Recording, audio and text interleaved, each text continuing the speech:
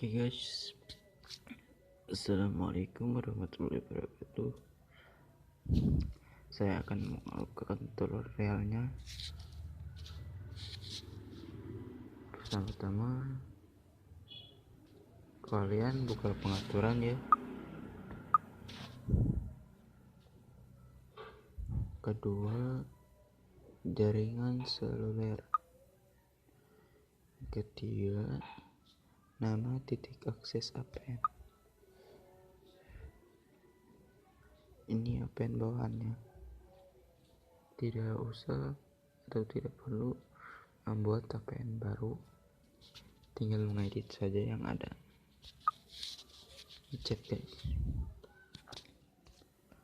Oke guys, kalian pilih yang namanya pembawa kalau di HP apa. Kita pencet bawah. Nah, tekan LTE guys, pilih LTE. Simpel kan? Simpan.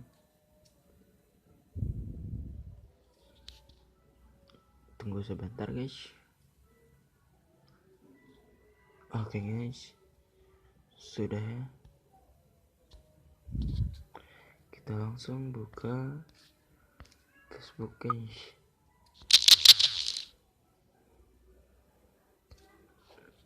Lihat perubahannya guys, mantap sekali. Wih,